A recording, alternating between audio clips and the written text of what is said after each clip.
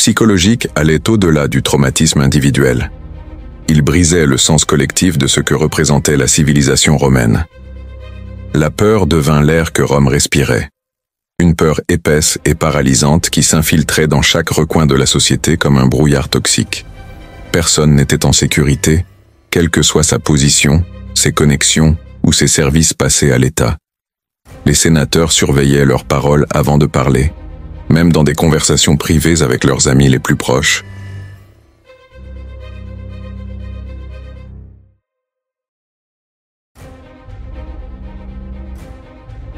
Les liens qui tenaient la société ensemble, la confiance entre amis, la loyauté au sein des familles, le respect entre classes sociales, commencèrent à se dissoudre sous l'influence corrosive de la suspicion universelle. Dans les rues, les citoyens ordinaires chuchotaient que l'empereur avait été possédé par des démons, que les dieux avaient abandonné Rome, que les temps de la fin prophétisés par les livres sibyllins étaient finalement arrivés. Les astrologues lisaient des présages de malheur dans chaque événement céleste. Les éclipses devenaient des harbingers de colère impériale. Les formations nuageuses inhabituelles étaient interprétées comme des avertissements divins. Les vols d'oiseaux étaient scrutés pour des indices sur quels sénateurs seraient exécutés ensuite. Les livres sibyllins, les textes prophétiques anciens qui avaient guidé Rome à travers les crises précédentes, étaient consultés si fréquemment que leurs pages commençaient à s'user de manipulation. Mais les prophéties qu'ils contenaient n'offraient aucun réconfort, seulement des avertissements de catastrophes plus grandes à venir, d'un dirigeant qui amènerait Rome au bord de la destruction par son orgueil et sa folie. L'observance religieuse, qui avait toujours été un devoir public plutôt qu'une dévotion privée, prit une urgence désespérée. Les citoyens faisèrent des offrandes non seulement pour assurer la bonne fortune, mais pour détourner l'attention de l'empereur. Les temples étaient bondés de fidèles implorant les dieux de les rendre invisibles au regard impérial. La prière devint une stratégie de survie plutôt qu'une pratique spirituelle.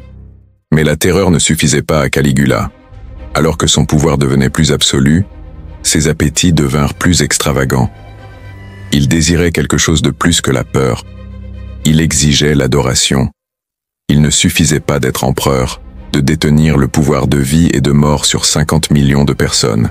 Il se déclara Dieu vivant, l'égal de Jupiter lui-même, digne de la même révérence que les Romains avaient offerte aux immortels pendant des siècles.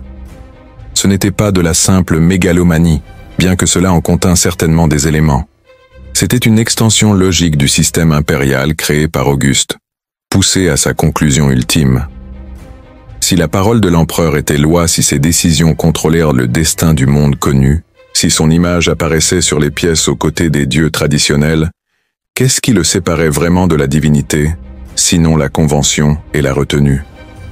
Auguste avait été prudent de maintenir la fiction qu'il n'était que le premier citoyen parmi des égaux, que son pouvoir découlait du consentement du peuple plutôt que d'une nomination divine. Tibère s'était contenté d'exercer un pouvoir semblable à celui d'un dieu, tout en maintenant la prétention de la mortalité. Mais Caligula, avec l'honnêteté brutale de la folie, poussa simplement la logique à sa conclusion et déclara ce qui avait toujours été implicite, que l'empereur était en fait un dieu. Il ordonna que les têtes soient arrachées des statues des divinités les plus vénérées à travers l'Empire et remplacées par la sienne. Dans les temples à travers le monde méditerranéen, Jupiter, Mars, Apollon et Minerve portèrent soudain le visage d'un homme de 26 ans, aux cheveux clairsemés et au sourire cruel. Le clergé, qui avait servi ses dieux pendant des siècles, se retrouva à adorer un mortel qui exigeait la même révérence autrefois réservée aux immortels. L'impact psychologique sur la population de l'Empire fut stupéfiant. Ce n'étaient pas simplement des changements politiques. C'étaient des attaques contre la structure fondamentale de la réalité, telle que les Romains la comprenaient. Les dieux avaient été des constantes dans leur monde, des sources de réconfort et de continuité qui transcendèrent la montée et la chute des dirigeants individuels. Voir ces visages divins remplacés par les traits de l'empereur, c'était assister à l'effondrement de l'ordre sacré qui avait soutenu la civilisation romaine pendant 8 siècles. À Alexandrie, des émeutes éclatèrent lorsque des fonctionnaires locaux tentèrent de remplacer la tête d'une statue de Sérapis par l'image de Caligula.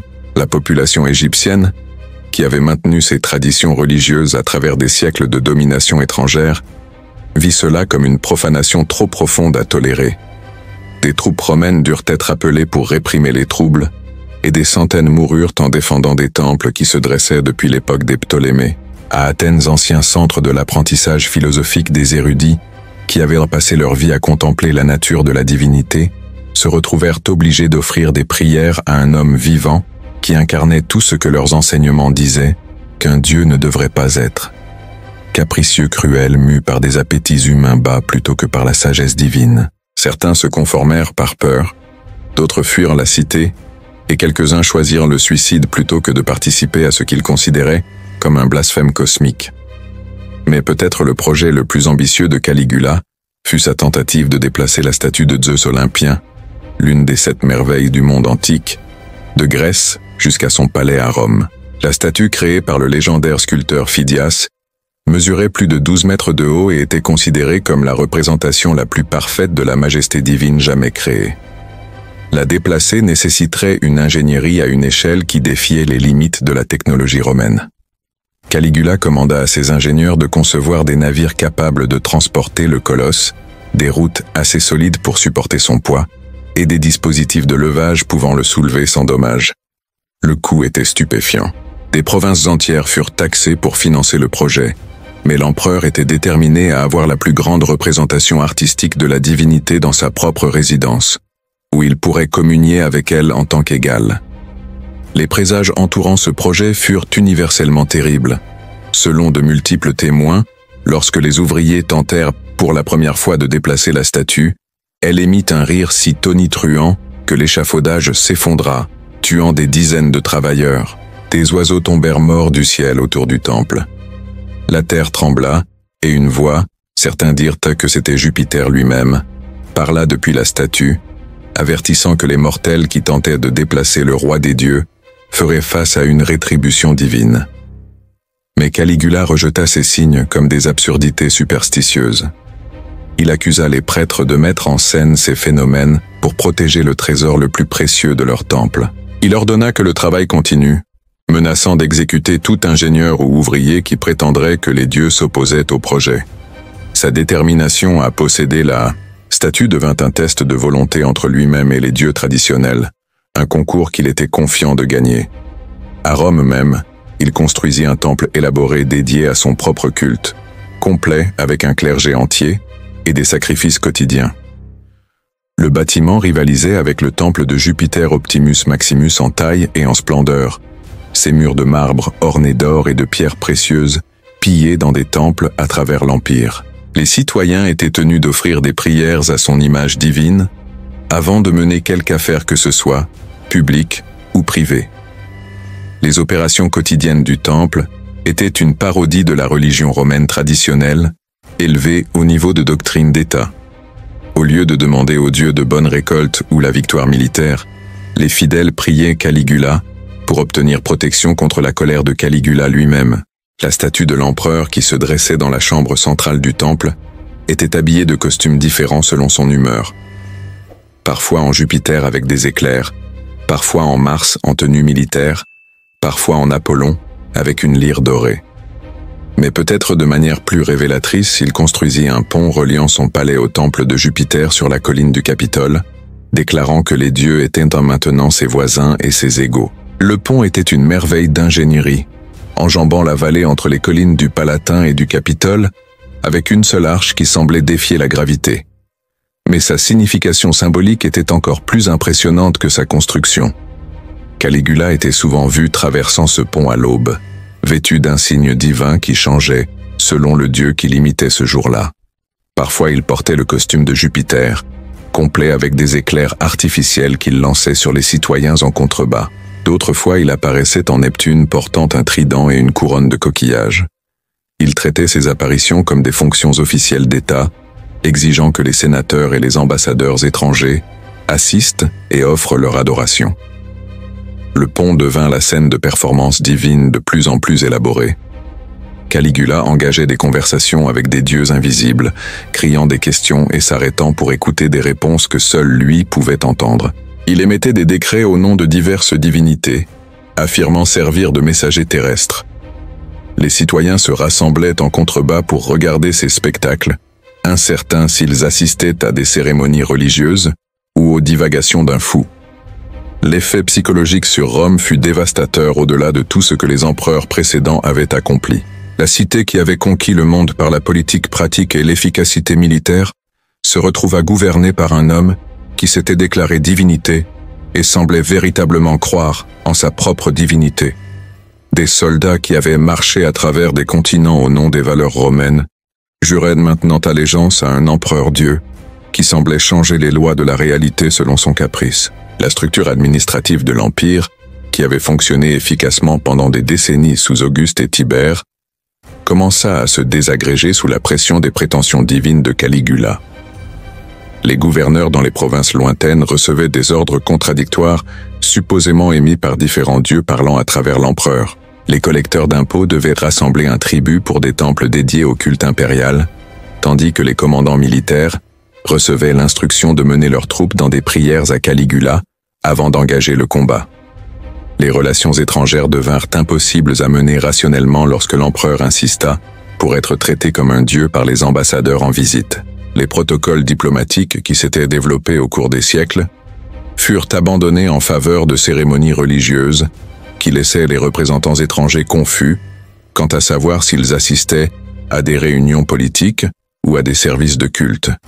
Certains royaumes commencèrent à se demander si Rome pouvait encore être considérée comme un partenaire fiable lorsque son dirigeant semblait avoir perdu contact avec la réalité. Au milieu de cette folie mégalomaniaque, au cœur de la garde censée le protéger, un homme serrait les dents chaque jour, endurant une humiliation personnelle qui allait bientôt devenir le catalyseur de la rébellion.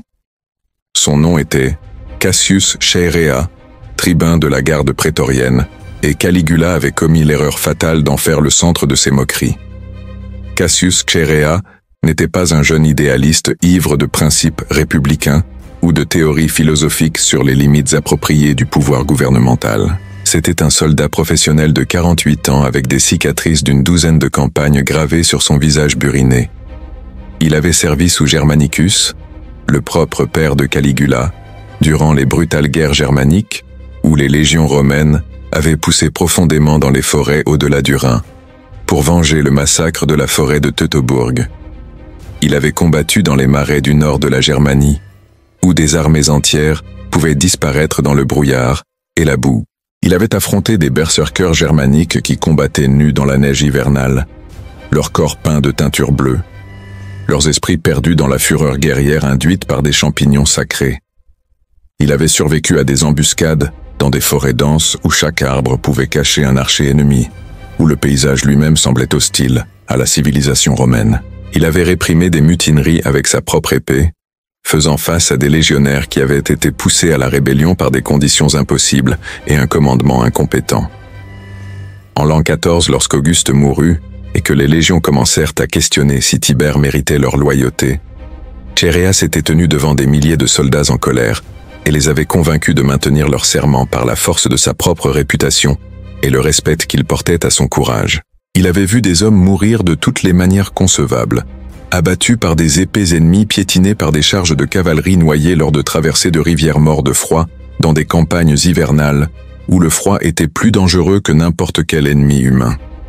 Il avait lui-même tué des hommes, non par colère ou haine, mais avec le calme professionnalisme d'un soldat accomplissant son devoir. Le courage coulait dans ses veines comme du sang, gagné à travers des années de combat sur les frontières les plus dangereuses de Rome. Son dossier de service était impeccable, sa loyauté envers Rome incontestée, sa compétence reconnue par chaque commandant sous lequel il avait servi. Il avait été promu dans les rangs sur la base du mérite plutôt que des connexions, s'élevant de simple légionnaire à tribun grâce à une capacité démontrée sur le terrain. Ses compagnons soldats le respectaient non pas à cause de son nom de famille ou de ses connexions politiques, mais parce qu'il avait prouvé qu'il méritait leur confiance dans des situations où l'échec signifiait la mort. Mais lorsque l'empereur Dieu regardait Chaerea, il ne voyait rien de tout cela. Il ne voyait aucun guerrier, aucun vétéran, aucun homme qui avait passé sa vie au service de Rome.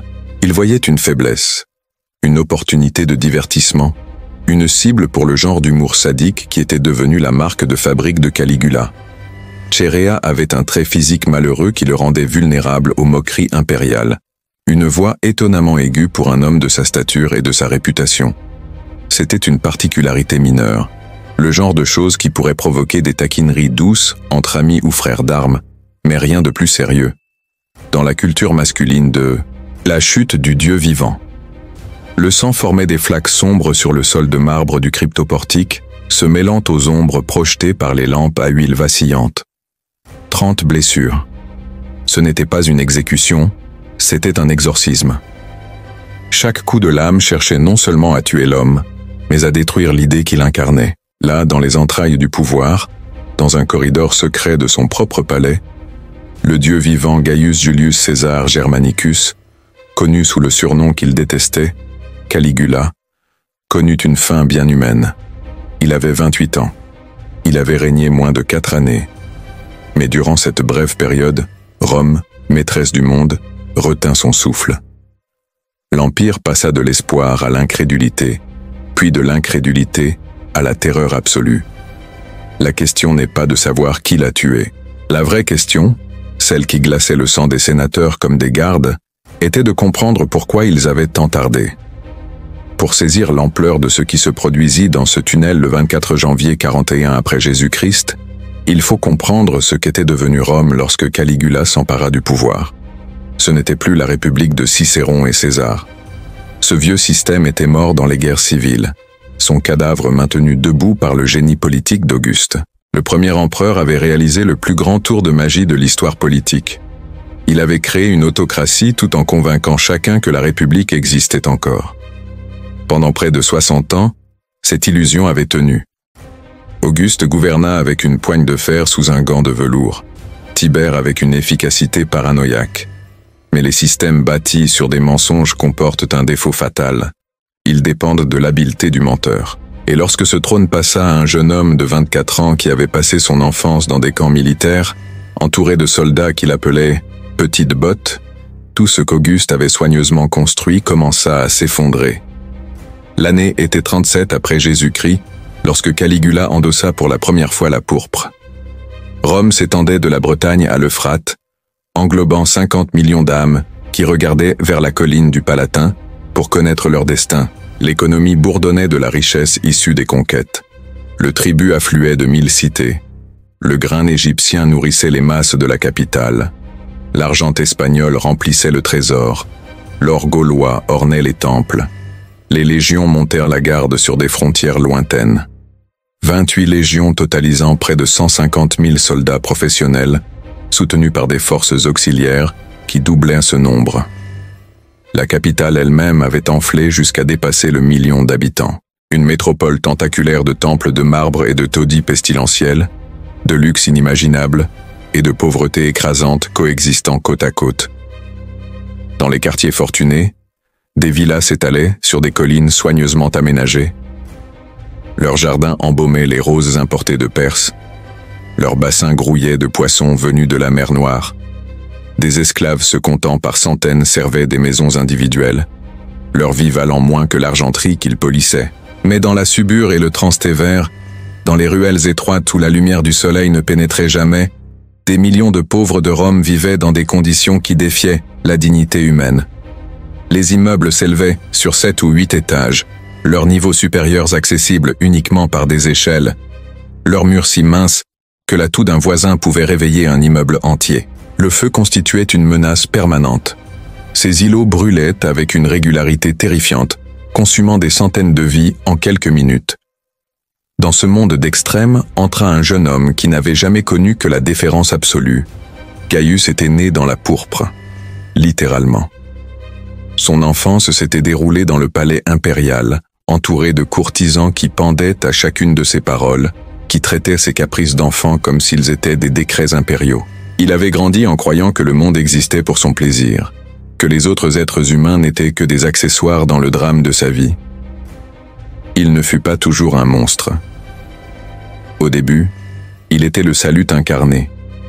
Après le règne paranoïaque et lugubre de Tibère, qui avait passé ses dernières années à Capri, gouvernant à travers un réseau d'espions et d'informateurs pendant que les corps s'amoncelaient à Rome, Caligula fut une bouffée d'air frais.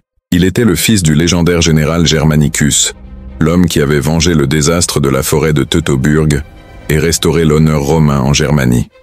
Il était le petit-fils du divin Auguste, fondateur du système impérial. Le sang des dieux coulait dans ses veines, et le peuple l'aimait pour cela. Ses premiers actes semblèrent annoncer un âge d'or qui dépasserait même les réalisations d'Auguste. Il abolit les procès pour trahison qui avaient terrorisé l'aristocratie sous Tibère, libérant des prisonniers politiques qui croupissaient dans des cachots depuis des années. Il rappela les exilés d'îles reculées, réunissant des familles déchirées par la paranoïa impériale. Il distribua de généreux bonus à la garde prétorienne et à la plèbe urbaine, vidant le trésor en démonstrations spectaculaires de générosité. Les jeux qu'il organisa firent paraître modestes les célébrations d'Auguste, des combats de gladiateurs s'étendirent sur des jours entiers, avec des animaux exotiques importés des confins de l'Afrique, lions de Numidie, éléphants d'Éthiopie, crocodiles des hauts cours du Nil. Les courses de chars devinrent si élaborées que de nouvelles pistes durent être construites pour accueillir le spectacle. Des batailles navales furent mises en scène dans des lacs artificiels, avec des navires de guerre en taille réelle et des équipages de criminels condamnés combattant jusqu'à la mort. Le jeune empereur semblait comprendre que la plus grande force du pouvoir ne résidait pas dans la peur, mais dans l'amour. Il se rendit accessible au peuple d'une manière que Tibère n'avait jamais fait, apparaissant régulièrement en public, écoutant les pétitions, montrant de l'intérêt pour les préoccupations des Romains ordinaires. Il semblait incarner la promesse d'une nouvelle génération de dirigeants, jeunes, énergiques, connectés à la fois à l'autorité divine de sa lignée et aux besoins humains de ses sujets. Mais il y a quelque chose dans le pouvoir absolu qui corrompt absolument. Comme l'écrira un futur philosophe, peu importe que tu sois bon ou mauvais. Lorsque tu accèdes au pouvoir, le trône lui-même te transforme. Jour après jour, décision après décision, il arrache ton humanité jusqu'à ce que tu deviennes quelque chose d'entièrement différent. Le processus est si graduel que ni le dirigeant ni les gouvernés ne le remarquent jusqu'à ce qu'il soit bien trop tard. La transformation commença par une extravagance qui paraissait charmante plutôt qu'alarmante. Caligula dépensait l'argent comme de l'eau, épuisant le trésor qu'Auguste avait soigneusement rempli au cours de décennies d'administration efficace. Mais ces dépenses semblaient injustifiées. Rome méritait la magnificence et qui mieux placé pour la fournir qu'un empereur né des dieux. Il construisit des ponts à travers la baie de Naples, simplement pour pouvoir les traverser à cheval, portant la cuirasse d'Alexandre le Grand, qu'il avait fait exhumer du tombeau du conquérant à Alexandrie. Le projet d'ingénierie était stupéfiant, près de 5 kilomètres de ponts flottants soutenus par des centaines de navires, tout cela pour qu'un seul homme puisse mettre en scène une reconstitution théâtrale de la plus grande victoire de son héros. Centaines, parfois les milliers. Mais ce n'était pas de simples bains de sang. C'étaient des drames soigneusement chorégraphiés, avec des costumes exotiques, des décors élaborés et des intrigues qui s'étendaient sur plusieurs jours. Les spectateurs étaient transportés dans des mondes mythiques où les dieux combattaient des monstres, où les héros affrontaient des épreuves impossibles, où la mort et la résurrection se jouaient sur le sable de l'arène. Il entreprit des projets de construction à une échelle qui éclipsait toutes les ambitions impériales précédentes. De nouveaux aqueducs apporteraient de l'eau fraîche depuis des sources de montagnes situées à des centaines de kilomètres. Des ports seraient taillés dans la roche solide pour accueillir des flottes d'une taille sans précédent. Des routes s'étendraient à travers marais et montagnes, reliant chaque coin de l'Empire à la capitale. La vision était magnifique, l'exécution ruineusement coûteuse.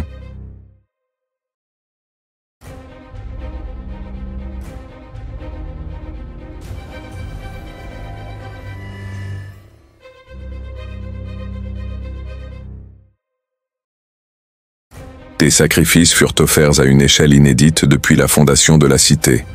Rome pria comme un seul organisme, uni dans la crainte de perdre l'avenir doré que Caligula représentait. Le peuple l'aimait vraiment à ce moment-là. Il était leur jeune héros, leur lien avec le passé glorieux et l'avenir prometteur. Leurs prières furent exaucées. La fièvre se rompit et Caligula survécut. Mais l'homme qui émergea de ce lit de malade n'était plus le même. Quelque chose de fondamental avait basculé durant ces jours sombres de délire. Que ce fût des lésions cérébrales causées par la fièvre, une rupture psychologique déclenchée par le stress du pouvoir absolu, ou simplement le moment où ses pires impulsions submergèrent finalement sa meilleure nature, la transformation était complète et irréversible. Il était une version déformée de son ancien moi, un cauchemar vêtu de pourpre. La fièvre avait peut-être été réelle, mais ce qu'elle libéra était quelque chose qui avait toujours guetté au sein du système créé par Auguste. Pour la première fois dans l'histoire romaine, un homme siégeait sur le trône qui croyait véritablement que le titre d'impérator signifiait ce qu'il affirmait littéralement, qu'il était un dieu marchant parmi les mortels, lié par aucune loi excepté sa propre volonté. Le premier symptôme fut une soif insatiable, non d'eau, mais de sang. Il rouvrit les procès pour trahison avec une vengeance qui faisait paraître les persécutions de Tibère modérées. Mais cette fois, il constituait un théâtre macabre où la justice était remplacée par le caprice, où la culpabilité était prédéterminée et l'innocence sans importance. Les accusations étaient absurdes selon tout critère rationnel. Des hommes furent condamnés pour avoir omis de jurer par son génie avec suffisamment d'enthousiasme.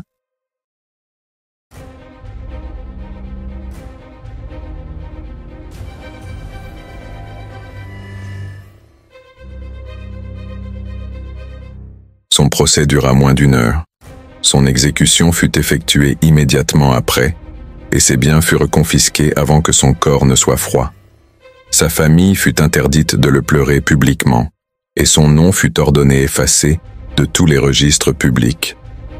Gaius Scribonius Curio, dont la famille avait servi Rome pendant des générations, fut exécuté pour le crime de posséder une maison que Caligula convoitait pour l'un de ses projets de construction.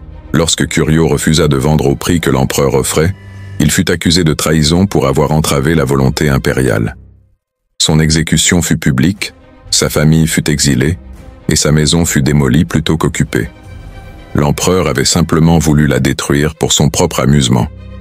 Mais la motivation financière derrière nombre de ces exécutions était ouvertement évidente.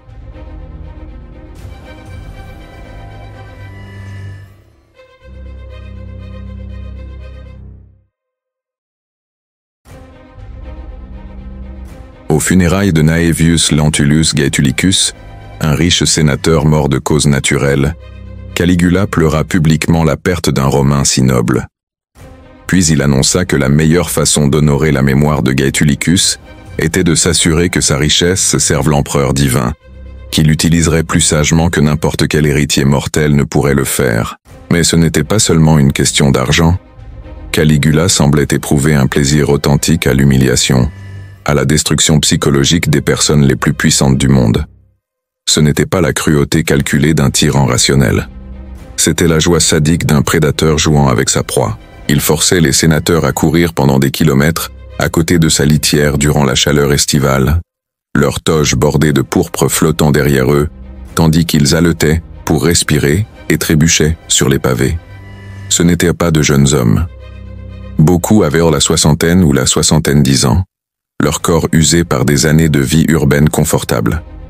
Mais l'âge et la dignité ne signifiaient rien pour un empereur qui mesurait son pouvoir à sa capacité d'humilier. Le sénateur Pomponius Secundus, un homme qui avait commandé des légions en Germanie et en Bretagne, fut forcé d'agir comme le héros personnel de Caligula. Il devait se tenir dans le forum et annoncer les proclamations divines de l'empereur à des foules de citoyens qui se souvenaient du temps où Secundus était l'un des dirigeants les plus respectés de Rome. L'ironie était délibérée. L'homme qui avait autrefois commandé des armées était maintenant réduit à être un messager pour un tyran moitié moins âgé que lui. Marcus Lepidus, qui était marié à Drusilla, la sœur de Caligula, dut publiquement remercier l'empereur pour le privilège de partager sa femme avec lui lors de banquets d'État. Lepidus se tenait devant les invités assemblés et exprimait sa gratitude que l'empereur divin ait choisi d'honorer son lit nuptial de sa présence. L'humiliation était calculée pour détruire non seulement Lepidus, mais le concept entier de dignité aristocratique. Ces humiliations étaient une guerre psychologique soigneusement orchestrée, conçue non seulement pour punir des individus, mais pour enseigner à toute la classe dirigeante sa nouvelle place dans le monde. Chaque sénateur qui assistait à la dégradation d'un collègue comprenait que son tour pourrait venir ensuite. Chaque chevalier qui assistait à l'humiliation d'un aristocrate savait que la richesse et le statut n'offraient aucune protection contre le caprice impérial. La cité qui s'était autrefois enorgueillie de la dignité de ses institutions, de la gravité de ses cérémonies, du respect accordé à l'âge et aux réalisations, voyait maintenant ses citoyens les plus honorés réduits au statut d'animaux de cirque. Les dommages.